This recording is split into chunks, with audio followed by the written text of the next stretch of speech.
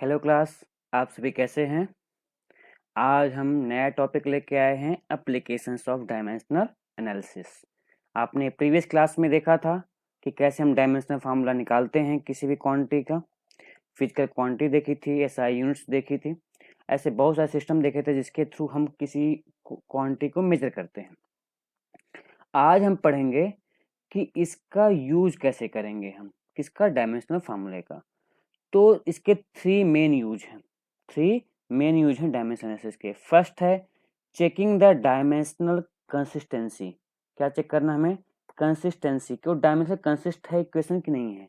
जैसे सपोज करिए आपने बहुत फेमस इक्वेशन पढ़ रखा होगा कि F equal to mv square upon R, mv square upon R. ये बहुत फेमस इक्वेशन है। इसको आप कैसे चेक करेंगे कि डायमेंशनली करेक्ट है कि नहीं करेक्ट है, ये हम आगे भी देखेंगे। या आपने v equal to you plus A T सीख रखा था, तो उसको कैसे चेक करेंगे कि करेक्ट इक्वेशन है कि नहीं है, ये हम डायमेंशनल एनालिसिस के द्वारा हम कर सकते हैं।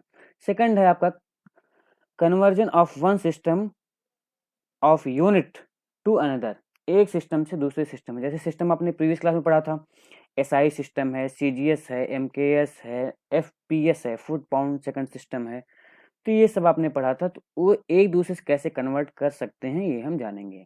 ठीक है, जैसे आप वैसे ही समझ सकते हैं जैसे 1 रुपए में कितने पैसे हुए। ठीक है, ऐसे ही। नेक्स्ट थर्ड है deducing relation among the physical quantities. एक दूसरे में रिलेशन बैठाना। ठीक है, उसको हम कैसे, जैसे आप इक्वेशन बनाना सीखते हैं ना, तो वैसे एक तरह के इक्वेशन बनाना इससे भी है, लेकिन ये किससे, डायमेंशनल फार्मूला के थ्रू है। ठीक है, तो ये तीन इसके एप्लीकेशंस हैं जो कि आपको जानने हैं, बारी बारी से सीखने हैं। ठीक है, तो फर्स्ट कौन सा एप्लीकेशन है आपका? फर्स्ट है checking the dimensional consistency of equations. Second आपका है conversion of one system of unit to another, and third one is the deducing the relation among the physical quantities. ठीक है, चलिए नेक्स्ट हमें आगे देखते हैं इसका। Checking the dimensional consistency of equation. First part जो हमने 3 मेथड पर देखे थे, उसमें 3 एप्लीकेशंस। फर्स्ट एप्लीकेशन हम पढ़ने के लिए चल रहे हैं, जिसमें हमें ये चेक करना है कि कंसिस्टेंसी इक्वेशन है कि नहीं है, कैसे हम इसको चेक करेंगे। ठीक है, तो आइए पढ़ते हैं इसको। सबसे पहले तो the magnitude of physical quantity, ध्यान से पढ़िएगा। ठीक है, आप ध्यान से पढ़ें और सुने, दोनों करें, और हो सके तो आप स्क्रीन को पॉज करिए और इसको नोट भी कर लीजिए। चलिए, the magnitude of physical quantities may be added together, एक साथ जोड़ सकते हैं, और सब्सट्रैक्टेड या घटा सकते हैं, फ्रॉम वन अनदर, एक दूसरे से, ओनली इफ, केवल तभी, they have the same dimension, तभी कर सकते हैं जब उनके डायमेंशन सेम होंगे। मतलब आप एक तरह से ऐसे समझ सकते हैं, वी कैन ऐड और subtract same quantity, same quantity को हम ऐड या सब्सट्रैक्ट कर सकते हैं। आगे पढ़ लेते हैं। In other word, we can add और subtract similarly physical quantities, thus velocity can not be added to the force. हम वेलोसिटी को फोर्स के साथ ऐड, देखिए फोर्स को हम वेलोसिटी के साथ ऐड नहीं कर सकते, इस वेलोसिटी से हम फोर्स को ऐड नहीं कर सकते। या हम एक और एग्जांपल लेते हैं आपसे। मैं आपसे कहता हूं कि आप 5 kg शुगर परचेज करिए, और आप क्या करिए, 10 मीटर का क्लोथ लीजिए, कपड़ा खरीदिए।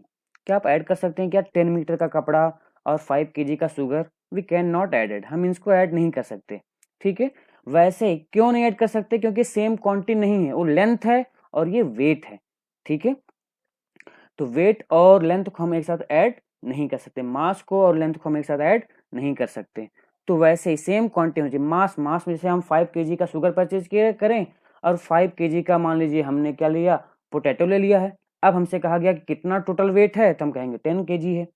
लेकिन ऐसा नहीं कर सकते कि हम कोई 5 लीटर मान लीजिए ऑयल खरीद लिया और 5 kg का हमने शुगर परचेज कर लिया, वी कैन नॉट ऐड, क्योंकि वो लीटर है और ये क्या है, केजी है, हम उसको ऐड नहीं कर सकते। तो यही यहाँ बताया जा रहा है, हम सेम क्वांटिटी को ऐड और सेम क्वांटिटी को सब्सट्रैक्ट कर सकते हैं। इसी प्रिंसिपल को हम क्या कहते हैं, homogeneity of dimensions, principal of homogeneity of dimensions कहते हैं। ठीक है, मैं आपको लिए पूरा पढ़ देता हूँ। और an electric current can not B subtracted, electric current can not B subtracted from the thermodynamic temperature, temperature के द्वारा इलेक्ट्रिक करंट को हम ऐड नहीं कर सकते। जैसे आपके घर में 5 एम्पीयर करंट फ्लो कर रहा है और आपके यहाँ टेम्परेचर है 30 डिग्री सेंटीग्रेड, क्या आप ऐड कर सकते हैं? बिल्कुल नहीं ऐड कर सकते आप। क्यों? क्योंकि टेम्परेचर और ये करंट है, ठीक है ना। This simple principal called principal of homogeneity of dimensions, ये बहुत इंपॉर्टेंट है। मैं आपको आसान भाषा में लिखवाता हूँ, आप चाहे तो इसको नोट करिए। Principle of homogeneity of dimensions क्या होता है? वी कैन ऐड और सब्सट्रैक्ट सेम क्वांटिटी, सेम या दूसरे वर्ड में same quantity can be added और सब्सट्रैक्टेड। फिर नोट करिए, same quantity can be added और सब्सट्रैक्टेड, हम सेम क्वांटिटी को ऐड या सब्सट्रैक्ट कर सकते हैं। वी कैन नॉट ऐड और सब्सट्रैक्ट डिफरेंट क्वांटिटी, तो डिफरेंट क्वांटिटी को हम ऐड सब्सट्रैक्ट नहीं कर सकते। क्या ये बात आपको समझ में आ गई? बहुत बढ़िया, ये आपको जानना है, ये बहुत ही यूज होने वाला है। देखिए आगे, in an equations is extremely useful, extremely useful है, ये बहुत ज्यादा यूजफुल है, extremely useful in checking the correctness of the equation. कोई भी इक्वेशन होगा उसको चेक करने के लिए करेक्ट है कि नहीं है, ये आप इसके थ्रू कर सकते हैं। क्या मेरी बात समझ में आई? इसको आप नोट कर लीजिएगा। फिर मैं एक बार बोल देता हूँ, we can same quantity can be added and subtracted. Okay, आइए नेक्स्ट स्लाइड पे चलते हैं। ये प्रॉब्लम है, अब इस प्रॉब्लम को हम डिस्कस करेंगे यहाँ पे कैसे इसको सॉल्व करते हैं। एक इक्वेशन लिया गया है, जैसे एक इक्वेशन है हमारे पास कि x ना, एक इक्वेशन आपने शायद पढ़ा भी होगा कहीं पे, नहीं पढ़ा तो मान लेते हैं कैसा इक्वेशन है। x equal to x not plus v not t plus half A T square, ये हमें है। अब ये चेक करना है कि ये इक्वेशन है, इक्वेशन करेक्ट है कि इनकरेक्ट है। अब कहेंगे इक्वेशन क्या होता है सर? तो इक्वेशन वही होते हैं जिनमें हम plus minus equal to sign use करते हैं और एक तरह का एक रिलेशन होता है, वही हमारा इक्वेशन है। तो इस तरह का ये इक्वेशन बना है। क्या है? फिर से एक बार मैं बोलता हूँ, x equal to x not plus v not t plus half A T square. V not एक वेलोसिटी है, एक्स नॉट एक डिस्प्लेसमेंट है, एक्स भी एक डिस्प्लेसमेंट है, टी टाइम है और ए क्या है? एक्सेलरेशन है, और टी क्या है? वो भी टाइम ही है, हाफ कांस्टेंट है। एक बात और, आपने पिछली क्लास में शायद पढ़ा होगा, नहीं पढ़ा तो ध्यान से सुन लीजिए, किसी भी कांस्टेंट, किसी भी फिक्स वैल्यू का कोई भी डायमेंशन नहीं होता, that is the dimensionless होता है, ठीक है। तभी आपने देखा कि same quantity can be added, same quantity can be subtracted. इसका मतलब अगर जो x हमारा x नॉट अगर डिस्प्लेसमेंट है तो हमारा v नॉट t भी क्या होगा? ये भी डिस्प्लेसमेंट होना चाहिए बाय होमोजेनिटी रूल, तभी ऐड होगा, क्योंकि ऐड हो रहा है। और अगर ये डिस्प्लेसमेंट हो तो ये पूरा हमारा ये भी क्या होना चाहिए? डिस्प्लेसमेंट होना चाहिए। और ये x डिस्प्लेसमेंट तो है ही, तो इसका मतलब जितने भी हैं सब क्या है? डिस्प्लेसमेंट हैं। मतलब डिस्प्लेसमेंट मतलब क्या हो गया? लेंथ हो गई। तो लेंथ का डायमेंशनल फार्मूला आपने पढ़ रखा है, वो क्या होता है? एल होता है। मतलब फर्स्ट सेकंड थर्ड फोर्थ, जो फोर टर्म है इसमें, फोर के फोर टर्म्स का डायमेंशनल फार्मूला क्या होना चाहिए? एल होना चाहिए। अच्छा, एक यूज हुआ यहाँ पे टर्म्स, तो टर्म क्या होता है? टर्म आप जान जाइए, term is separated by plus minus less than greater than or equal to less than or equal to, इससे हम सेपरेट करते हैं। देखिए यहाँ पे एक इक्वल टू है, इसका मतलब यहाँ पे सेपरेट हो गया, देख रहे हैं? तो दो यहाँ टर्म हो गया, एक प्लस है तो ये भी एक तीसरा टर्म हो गया, एक प्लस यहाँ पे भी है तो ये तीसरा चौथा टर्म हो गया। तो यहाँ फोर टर्म्स हैं। मल्टीप्लाई और डिवाइड कभी भी टर्म सेपरेट नहीं करते, तो याद रखिए, एक बार नोट कर लीजिए, टर्म इज नोट करिए जल्दी से, term is separated by plus minus less than greater than less than equal to and greater than equal to, ये सिंबल्स होते हैं जिसके द्वारा वो सेपरेट किए जाते हैं। चलिए आइए निकालते हैं, तो सभी का अलग अलग फाइंड आउट करते हैं। देखिए x का डायमेंशन फार्मूला क्या होगा? l, x नॉट ये भी लेंथ है l। अब v नॉट t है, तो आपने वेलोसिटी का आपने सीखा था पिछली क्लास में, l टेक पावर -1। अगर वेलोसिटी का नहीं आता तो याद करिए, वेलोसिटी का फार्मूला क्या था? Displacement upon time. तो डिस्प्लेसमेंट का क्या लिखेंगे? l, टाइम का क्या लिखेंगे? t, लेकिन वो नीचे है, जब नीचे से ऊपर आता है तो माइनस लग जाता है, तो टेक पावर -1 हो गया, तो l टेक पावर -1 हो गया वेलोसिटी का डायमेंशनल फार्मूला। एंड टाइम का क्या होगा? t होगा, ठीक है। अब देखो ये मल्टीप्लाई होंगे, मल्टीप्लाई होंगे, यहाँ पे क्या है, बेस सेम है, यहाँ भी टी है और यहाँ भी टी है, लेकिन इसके पावर 1 है, उसके पावर -1 है, तो पावर ऐड हो जाता है। मल्टीप्लीकेशन में हमने सीखा है if base same then power add, तो इसका पावर -1 है और इसका पावर 1 है, तो दोनों ऐड हो जाएंगे तो 0 हो जाएगा, -1 + 1 0, तो टी के पावर 0, और किसी की वैल्यू के पावर अगर 0 हो जाती है तो उसकी पूरी पूरी वैल्यू कितनी हो जाती है, 1 हो जाती है। कितनी हो जाती है, 1 हो जाती है। तो L × 1 बराबर L, तो L आ गया हमारे पास। तो VT का भी क्या हो गया, L हो गया। अब हाफ AT² का अभी हमने आपको बताया कि हाफ का कोई डायमेंशनल फार्मूला तो होगा नहीं, इसका कोई डायमेंशनल फार्मूला नहीं होगा, तो होगा किसका, A और T का। तो आपने पिछली क्लास में A क्या है, एक्सेलरेशन है, एक्सेलरेशन का आपने सीखा था, L⁻² होता है। नहीं याद है तो मैं आपको बताता हूँ, नोट करिए अपनी कॉपी में, acceleration equal to velocity upon time, और वेलोसिटी का भी आपने निकाला L⁻⁻1 अपॉन टाइम करिए, ऊपर आएगा तो बेस सेम पावर ऐड, -1 -1 -2 हो जाएगा, तो L⁻² हो गया। और T² है तो T² का तो डायमेंशन फार्मूला T² हो ही जाएगा। अब बेस सेम पावर ऐड दोनों जुड़ जाएंगे और ये हो जाएगा T के पावर 0, और T के पावर 0 हो गया तो उसकी वैल्यू कितनी हो गई, 1, तो L × 1 कितना हो गया, L हो गया। समझ में आया क्या?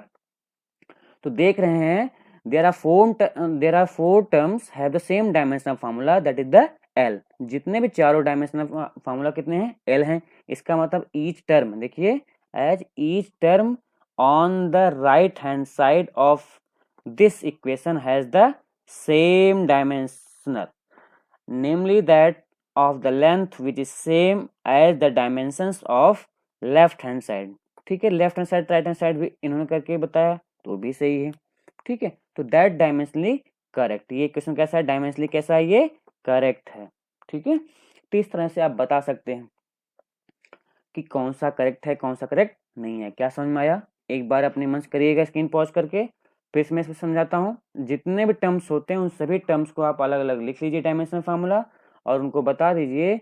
अगर सेम डायमेंशनल फार्मूला आता है तो आप लिखेंगे by homogeneity rule all terms have same dimensional formula, so that relation is correct।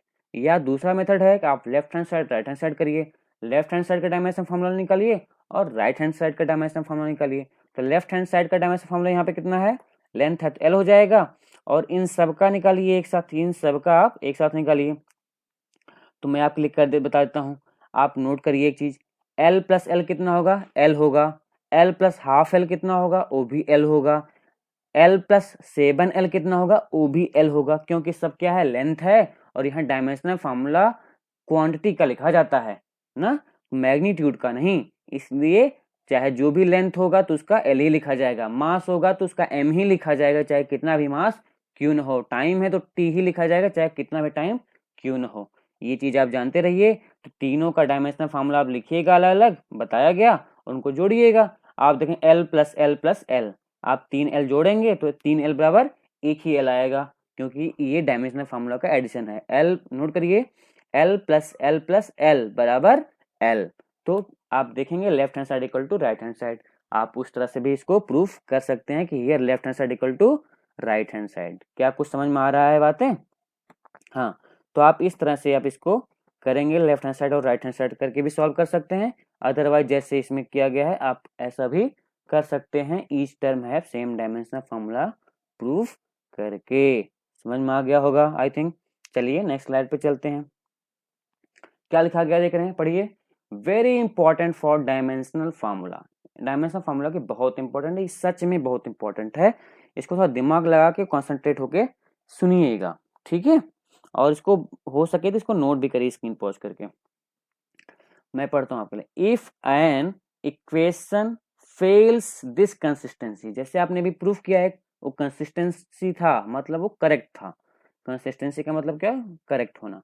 Test it prove wrong, अगर वो क्या हो गया, अगर वो कंसिस्टेंसी फेल कर गया, इसका मतलब वो कैसा हो, गलत हो गया, वो इक्वेशन गलत हो गया। बट इफ इट पास, अगर वो पास हो जाता है, it is not proved right, इसका मतलब वो जरूरी नहीं है कि वो क्या हो जाए, करेक्ट ही हो।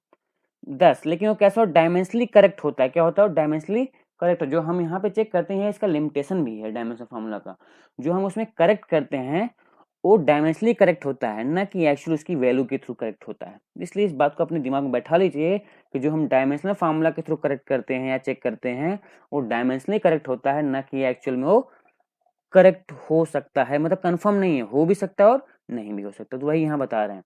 दस a dimensionally correct equation need not, ध्यान सुनिएगा इस टर्म को, नीड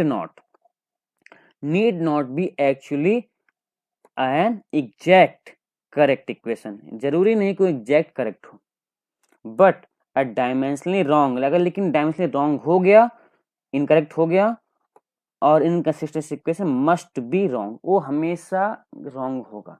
इसका मतलब अगर डायमेंशनली करेक्ट है तो चांस है कि वो सही भी होगा और एग्जैक्ट ना भी सही हो सकता है, लेकिन डायमेंशनली इनकरेक्ट हो गया, डायमेंशनली रॉन्ग हो गया तो इक्वेशन मस्ट बी रॉन्ग, वो जरूर से जरूर गलत होगा ही होगा। ठीक है, समझ में आ रहा है? इस चीज को आप नोट कर लीजिए, बहुत इंपॉर्टेंट है फॉर द कॉम्पिटिटिव एग्जाम के लिए तो बहुत ही ज्यादा। ठीक है, लॉजिकल क्वेश्चन इससे बन सकते हैं। ठीक है ना? हाँ, चलिए नेक्स्ट चलते हैं। ये एक आपके पास है न्यूमेरिकल, इसको आपको करना है। पहले तो आप स्क्रीन पॉज करिएगा, अपने आप पहले लगाइएगा, फिर बाद में इसका सोल्यूशन देखिएगा। ठीक है, क्या है इसका प्रॉब्लम, यही चेक करना, half M B square equal to M G H. ये चेक करिए कि करेक्ट है कि नहीं करेक्ट है। Let us consider an equation where M is the mass of the body, M mass है, वी वेलोसिटी है, जी आपका एक्सेलरेशन है, जी क्या है, G is the acceleration due to gravity and H is the height, H height है। Check whether the equation is dimensionally correct और not, हमें ये चेक करना है कि डायमेंशनली करेक्ट है कि इनकरेक्ट है। तो आप left hand side right hand side कर लीजिए, एक ही इसमें दो टर्म्स ही हैं, चाहे होमोजेनिटी लगाइए चाहे लेफ्ट हैंड साइड लगाइए, बोथ आर द सेम चलेगा इसमें। ठीक है, चलिए तो पहले आप लेफ्ट हैंड साइड उठा लीजिए, पहले आप अपने मन से करिएगा, फिर आप सोल्यूशन देखिएगा। ठीक है, चलो आप देखते हैं इसका सोल्यूशन। लेफ्ट हैंड साइड लेते हैं, हाफ एम वी स्क्वायर, अभी मैंने आपको बताया कि हाफ वो कांस्टेंट है, उसका हमें कुछ भी लेना देना नहीं है डायमेंशन से, तो एम वी स्क्वायर लेना है।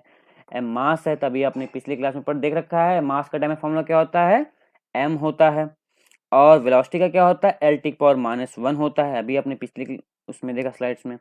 तो एल टी पावर -1 हो गया, उसका स्क्वायर कर दिया, तो इसका स्क्वायर करने क्या हो जाएगा, तो एम का एम ही हो जाएगा, एम का एम, और एल टी पावर 2, एल के पावर 2 और टी पावर -2 स्क्वायर होगा ना।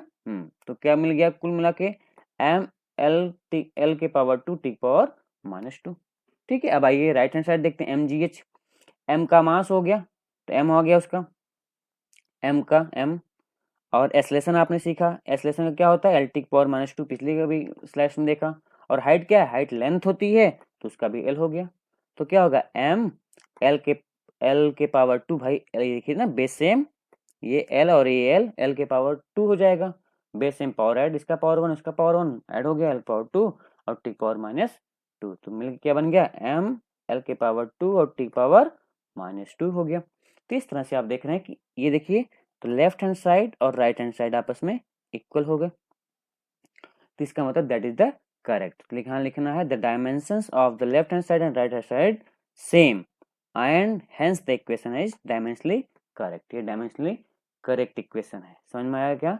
हाँ, तो पहले आप इसको, आप जिसने कर लिया समझ जाए कि उसको समझ में आ गया है, और जो नहीं कर पाया उसको प्रैक्टिस और करिए। ठीक है, हाँ चलिए नेक्स्ट देखते हैं।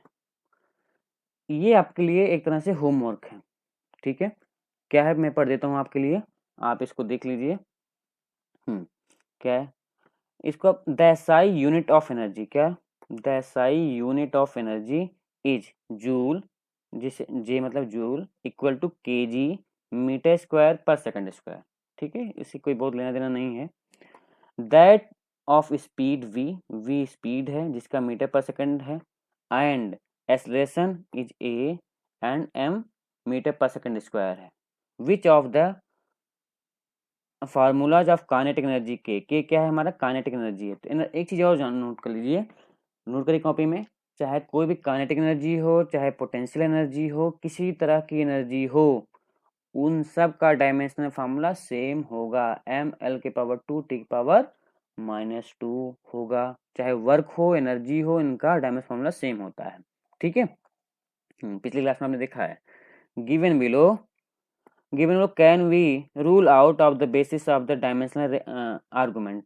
आपको इनमें ये बताना है कौन से गलत हैं कौन से सही हैं बाय डायमेंशंस। तो आप ए बी सी डी आप सब कर निकालिए। कैसे निकालेंगे मैं आपको एक तरीका बताता हूँ। चलिए, ये मान लो मैं ए का देखता हूँ। ठीक है, ए का, ए क्या है, एनर्जी, के क्या है, एनर्जी है। तो एनर्जी क्या हुआ, एम एल के पावर 2 टी पावर -2 हो गया। लेफ्ट हैंड साइड निकाल लिया। अब राइट हैंड साइड का आप निकालेंगे। एम का जानते हैं, एम होता है मास का, उसका स्क्वायर एम स्क्वायर हो जाएगा। वेलोसिटी का एल टी पावर -1 होता है, तो उसका क्या कर देंगे आप, क्यूब कर देंगे। तो क्या हो जाएगा, एल के पावर क्यूब और टी पावर माइनस क्यूब हो जाएगा। तो एम स्क्वायर एल के power cube T power -cube हो जाएगा। जबकि इसका क्या है, एम एल के पावर 2 टी पावर -2 है। इसका मतलब कैसा है, रॉन्ग है। तो आप कहेंगे ये रॉन्ग स्टेटमेंट है, ये गलत है। ठीक है, आप ऐसे ही सब बताएंगे। K equal to half M B square, ये करेक्ट है, आप इसको चेक करिएगा। ठीक है, तो आप इस तरह से आप चेक करें कौन सा रॉन्ग है कौन सा करेक्ट। ठीक है, तो आप ये आपको खुद करना है। कोई डाउट हो तो आप पूछिएगा, जरूर कमेंट करिएगा, हम जरूर इसका आपको आंसर बताएंगे। ठीक है, हाँ। नेक्स्ट है ये आपका होमवर्क, ये आपको करना है। ठीक, क्या है, check the following equations. First है S equal to U T plus half A T square, ये टी स्क्वायर है। ठीक है, तो आप इससे बाय होमोजेनिटी रूल लगाइए। होमोजेनिटी रूल कैसे निकालेंगे आप, होमोजेनिटी रूल में आप ऐसे कह सकते हैं कि आप एस क्या है, डिस्प्लेसमेंट है, यू क्या है, वेलोसिटी, टी टाइम है, और ए टी स्क्वायर। ठीक है, तभी आपने शायद पिछले स्लाइड में देखा था। आप इसको खुद से करना है। पहले आप लेफ्ट हैंड साइड करेंगे, फिर राइट हैंड साइड करेंगे, या अलग अलग निकाल लेंगे आप। इसका निकालेंगे, इसका भी एल आएगा, इस एस का भी एस का भी एल आएगा, यू टी का भी एल आएगा, ए टी स्क्वायर का भी एल ही आएगा। ठीक है, फिर आप इसको निकालेंगे v equal to you plus A t. इनको आप चेक करिए, और एक और लिख लीजिए, तो v square minus u square equal to 2as। ठीक है, इनको आप ट्राई करिए और देखिए कि ये इक्वेशन करेक्ट है कि रॉन्ग है। ठीक है, हाँ। तो बस आज के लिए इतना ही है, आप इसकी प्रैक्टिस करिए। नेक्स्ट क्लास में आगे डिस्कस करेंगे, क्योंकि आज अभी हमने एक एप्लीकेशन पढ़े हैं डायमेंशन फार्मूला के। हम नेक्स्ट क्लास में इसके अगला एप्लीकेशन डिस्कस करेंगे। ओके।